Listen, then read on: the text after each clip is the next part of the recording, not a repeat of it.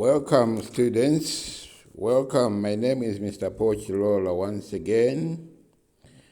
We continue looking at the topic called kinematics, or sometimes motion, linear motion. All right, so in our previous lessons, we have looked at the basic definitions of key concepts that are applicable to the topic. Namely, we've looked at the concepts of distance and displacement, speed and velocity, and the acceleration. All right. And we've also looked at some examples involving calculations of these quantities when enough information has been given. Welcome to a subtopic of this topic, which is called graphs of motion. All right, so motion can be described using a graph. A graph can be used to describe the behavior of a particle under motion. All right, so we are going to discuss three types of graphs. In this case, we'll look at a displacement time graph, all right, and the information that can be derived from it, velocity time graphs, and then acceleration time graphs. So these are the types of graphs that we are going to consider to describe motion of a body. All right, so let's look at the information that can be derived, obtained from a displacement time graph.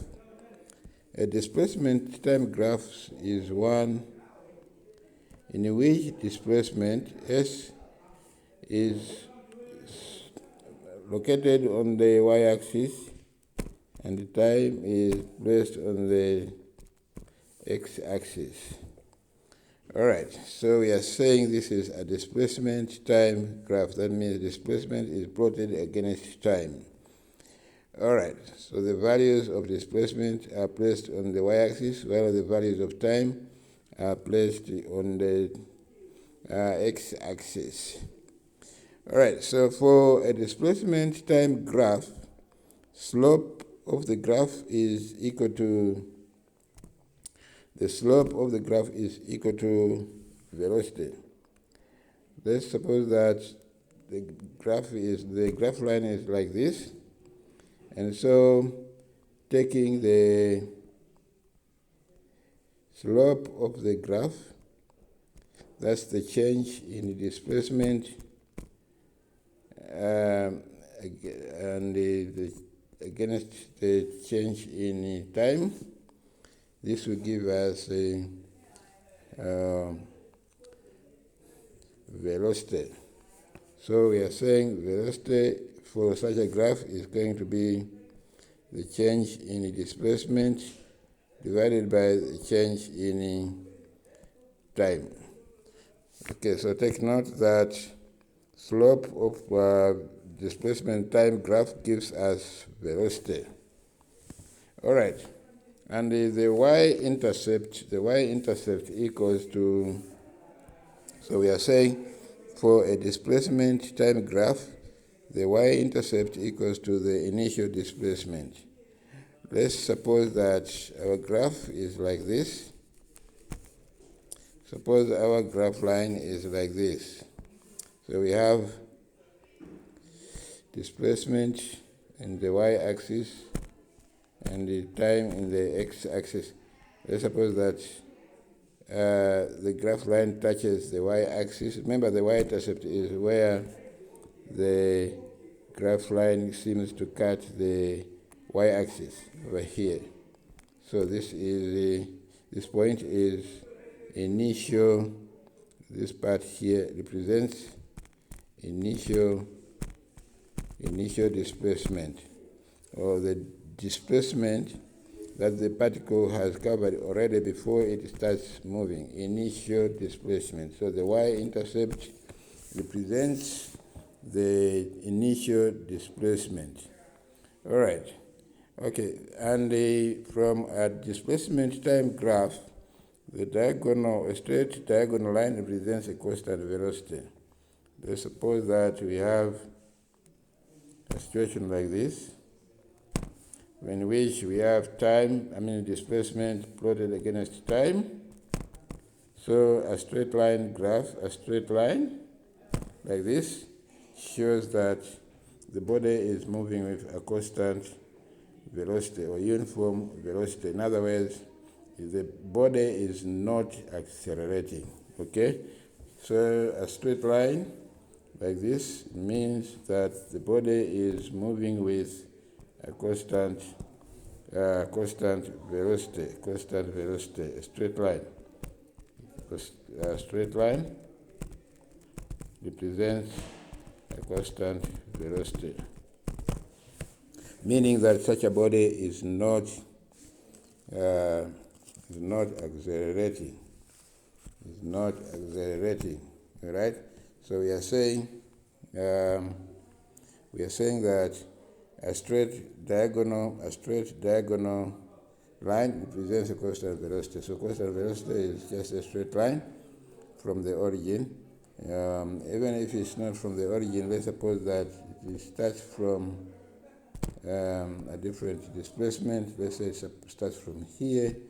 Then as long as the line is straight, then it means that the body is moving with a constant velocity. But if you have a curved line, it means that the body is accelerating. A curved line means that the body is accelerating. For example, if you have a graph line, suppose this is a displacement plotted against time, and the graph line shown by like this means that the body is accelerating. So there is an acceleration there. All right, so a curved line represents an acceleration. The curved line represents an acceleration. It means the body is accelerating, or its speed or velocity is increasing with time. A positive slope represents motion in a positive direction. All right, a positive slope represents motion in a positive direction. All right, let's suppose again that we have displacement versus time graph. Okay, so if our line is like this, graph line, and if we take the slope of this graph line by dividing change in displacement by change in time, obviously this is going to give us a positive slope. So the positive slope. So a positive slope means that the body is moving in a positive direction. All right. So a positive slope represents motion in a positive direction. Yeah. However, if the graph line behaves like this initially, suppose we have this, and then we have this. All right. This part here, the first part, will give us a positive slope. All right. So we are saying if you take the slope of this part by taking the change in the displacement versus, sorry about this, my pen is misbehaving. Okay, so we have two parts of this graph. We have this part which is in red. We have this part here, the one I've highlighted in red. This one will give us a positive gradient, which means that the body is moving in a positive direction. In other words, it's moving in a forward direction. While this part here down, this part here means that the body is moving in a negative direction, or it's reversing. So this may mean that the body is moving in a reversing direction. This one means the body is moving in a forward direction. all right, because if you take the gradient of this part, it will give you most definitely a positive value. So this means the body is moving in a forward direction. Forward direction. This one here means that the body is moving in backward or reverse direction. Yes? The body is moving in a reverse. The body may be moving in reverse, for which the gradient is going to be, the gradient becomes negative.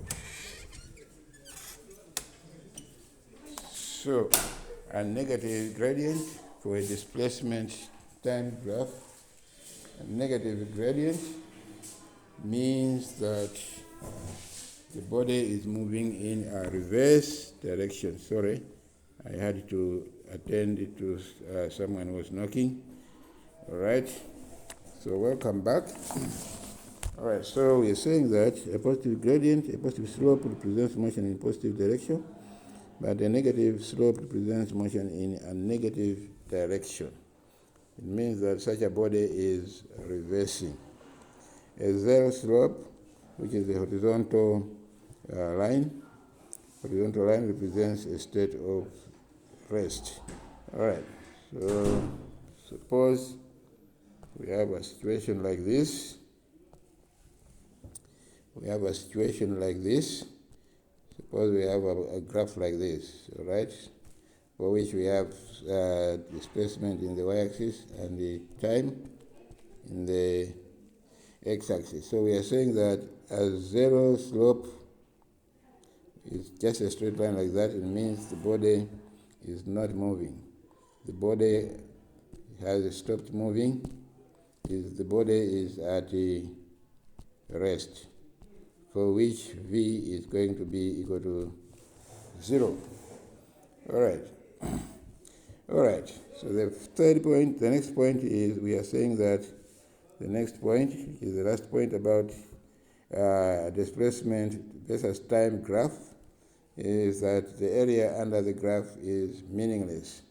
The area under the graph line, this area here, does not mean anything. So you may not be required to work on a problem which requires you to use the area under the graph line. So for displacement time graph, the area under the graph line does not have any meaning.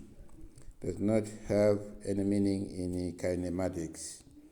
That's very, very important to note. So we have some examples here of graphs of displacement versus time. All right. So this one here, the first graph, we have displacement in the y-axis. Displacement in the y-axis.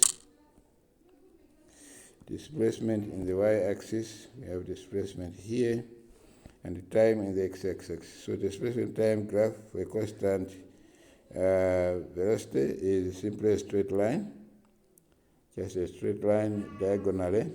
This means constant velocity. But if we have a curve like this one, which is slightly curving, the graph line is a slight curve, it means the body is increasing, its velocity is increasing. All right. Similarly here, displacement time graph for an increasing acceleration. So this is this situation here represents a case where the body keeps only accelerating. All right. So the steepness of the graph is changing with time. For example, initially it is a bit straight, but then it curves. Okay, it curves sharply, which means that the object is moving faster. It's moving faster and faster, and therefore its acceleration is also increasing. So please, when given a diagram, a graph line of displacement versus time, you should be on the lookout for these meanings and interpretations. You'll be required in some cases to interpret graph, to interpret motion of a body at different points given a graph. The second type of graph, um, motion graph, is the velocity time graph. So for a velocity time graph, it means that velocity v is plotted against time. So we have velocity in the y-axis and time in the x-axis. The y-intercept is equal to the slope, first of all. Slope equals to acceleration. Only for velocity time graph, slope of a graph represents acceleration. Let's suppose that we have a graph line like this, and we are asked to calculate acceleration from it. All we have to do is find the acceleration of the gradient of the line. So in this case, we take the change in v, and then the change in t. So acceleration A will be equal to delta, or change in velocity divided by change in time. All right. So the y-intercept, where the graph line cuts the y-axis over here, represents initial velocity, which is represented by the letter u, and where it seems to end, the graph line seems to end, is going to be final velocity. All right, so acceleration, therefore, will be equal to the change in velocity, which is v minus u, or final velocity minus initial velocity, divided by the time it takes for such a change to take place. All right, so thank you so much. So far, so good. I hope you're okay so far. And let me invite you to leave a comment when something is not clear. I'll be glad to rectify anything that I've not made it clear in the first place. My name once again is Mr. Paul Chilola, wishing you a beautiful day. All right, another important point in relation to a velocity time graph is that a straight line graph represents uniform acceleration. Let's suppose that we have a graph line like this. We have v versus time. Yeah, so if we have a straight line like this, it means that such a body is moving with uniform acceleration. But a curved line, supposing we have a curved line represents a non-uniform acceleration. So if a graph line is like this, it means the acceleration is not uniform. It keeps changing every time. As time goes, acceleration is changing. All right, very, very important. So these are the key points to note about velocity time graph, velocity versus time graph. All right, unless you have questions, let's proceed to look at another type of graph. All right. So the graphs that we have discussed so far, we have the displacement versus time graph, and now we are looking at the velocity time graph. All right. So for a velocity time graph, a positive slope represents an increase in velocity in the positive direction. All right. So suppose that the change in velocity with the time is positive, it means that there's an increase in velocity.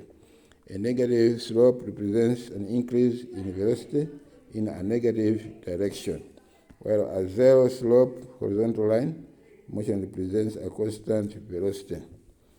All right? And the area under the graph is equal to displacement or distance traveled. So take note of these points because they will come in your paper 1 exam, multiple choice. So they just mix up facts about these graphs for you to identify the correct description. All right, so what I've been saying is shown in the diagram here. The first diagram here we have, first graph, we have a horizontal line. This shows that the motion of the body is the under velocity, which is constant. So this is constant constant. This is constant velocity. Only true if the graph is velocity versus time. So a horizontal straight line represents constant velocity. For a case where the graph line starts from the origin and it is straight, it means that there is an increasing velocity. So this body is, in other words, is accelerating. If the graph line is straight like this, it means the change in the velocity with time is going to be positive value, which means that there's an increase in the velocity, and therefore there's an increase in there's acceleration. If there's an increase in the velocity, it means such a body is accelerating. Such a body is accelerating. All right. Okay, what about a case where we have velocity versus time, but then we have a curve like this? It means that this is an increasing acceleration. So each time, as time goes, acceleration is increasing. And how do we know that? You compare the slope, the steepness of the line. As time is going, the steepness of the line is increasing, which means that the body is moving faster and faster, is the accelerating. All right, so take note of these graph interpretations. You may be required to use them in an exam. All right, the first point about velocity time graph is that area under the graph equals to displacement. Suppose that you are asked to calculate the total distance covered by the body, so you shall need to identify the area under the graph. In this case, is this part here. So you find the area of this triangle by simply taking up base times height. So in this case, the base becomes the time. So it will be half time multiplied by the change in velocity, which is this part here. So you determine the velocity there, and the velocity here is 0. Let's suppose here is 20. So it will be 20 minus 20 meters per second minus 0. And then you consider the time it takes there. Supposing it is 2 seconds, then it will be half times 2 times 20. So by the end of the day, it means that the total displacement covered is 20 meters. So take note of that. The area under the velocity time graph gives us the total distance covered. There are times when you'll be given a diagram which does not give a straightforward shape. Sometimes the area under the graph line can be in form of a trapezium, or it can be in form of a rectangle. Like in this case here, we are considering this area here. So the area under the graph, which is equal to the displacement covered, is going to be area of a rectangle, which is length times multiplied by height, or rather multiplied by width. Okay, so you take the length times the width, it will give you the area under the graph line, and that is equal to the total displacement covered. Total displacement covered. Okay, there are occasions whereby the shape is not straight. It's not a direct shape. Like here, we are considering this part here. So in that case, you need to simply estimate, draw a line which completes a triangle like that, and then you determine the area using half base times height. Okay, for which you must know the time here, and you must also know the velocity at that point. Then you go ahead to find the velocity, the displacement covered by simply finding the total area under the graph line. All right, lastly, let's look at the last graph, which is acceleration time graph. For acceleration time graph, what it means is we are looking at a situation like this. We have acceleration plotted against time. All right, so On an acceleration time graph, slope is meaningless. All right, so the slope, the change in acceleration divided by the change in time does not mean anything. Okay, so you may not be required to calculate the gradient of this graph, because it doesn't have any meaning. The y-intercept equals to the initial acceleration. Where the graph cuts the y-axis, in this case here, this is initial acceleration. Yes? Yes? Good morning. So we always have intercession in your class. Okay, go. How many are you? It's just me. Okay, go. All right, so the y-intercept equals to the initial acceleration. The zero-intercept, the zero slope, which is a horizontal line. Okay, so let's say we have a horizontal line like this. Okay, represents an object undergoing constant acceleration. Take note of this. So for a body which is undergoing constant acceleration, a graph of acceleration versus time is going to be horizontal. So this means that the body is undergoing a constant acceleration. In other words, the acceleration is not increasing nor is not decreasing. All right, the area under the graph equals to the change in velocity. So for a graph of acceleration versus time, the area, which is this area here, is equal to the change in velocity. Take note. Remember that the slope of such a graph, acceleration time graph, has no meaning. The y-intercept equals to the initial acceleration. The zero slope, it means that the object is undergoing constant acceleration. And the area under the graph line for acceleration time graph represents a velocity, a change in velocity. All right, so if I've not made something unclear, please don't hesitate to let me know in the comment section there. I'll be very glad to rectify anything that I have not made clear. All right, so what I've been saying about the acceleration time graph is shown in these three shapes. So acceleration along the y-axis, time along the x-axis.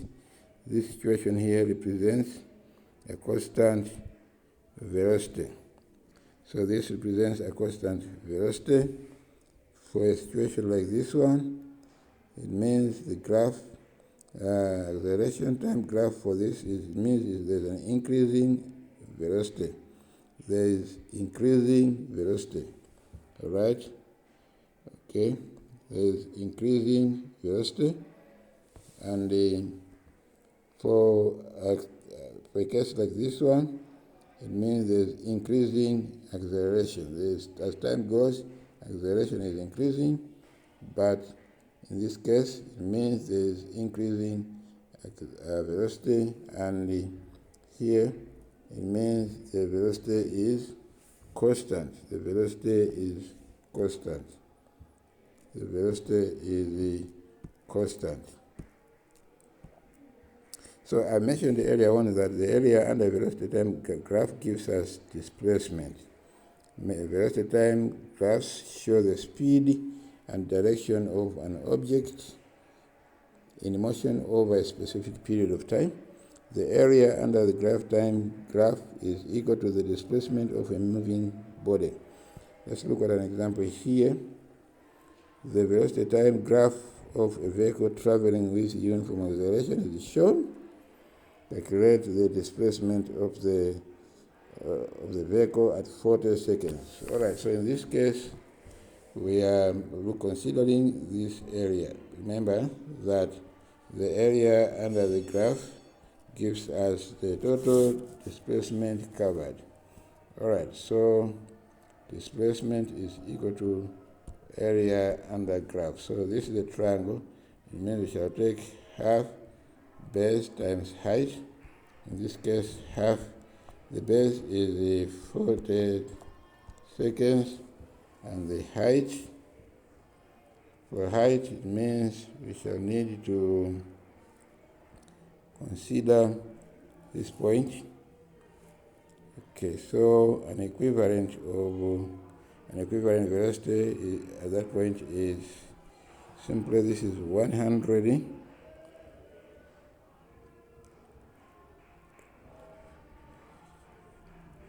and this should be 105, I think, 105. So you calculate using calculator. This will give you, okay, so in this case, 2 goes into 20 times. Then you multiply this by 105. So you have 20 multiplied by 105, which is the same as 210.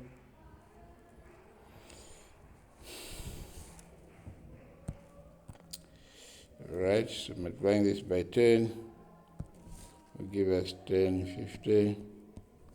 Then multiplied by 2, that's 100.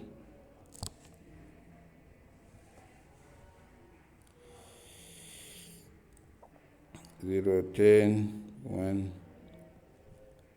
and then 2. So this should give us 2,100 meters. So this, therefore, is the total displacement for which the area is 2,100 meters. So as simple as that.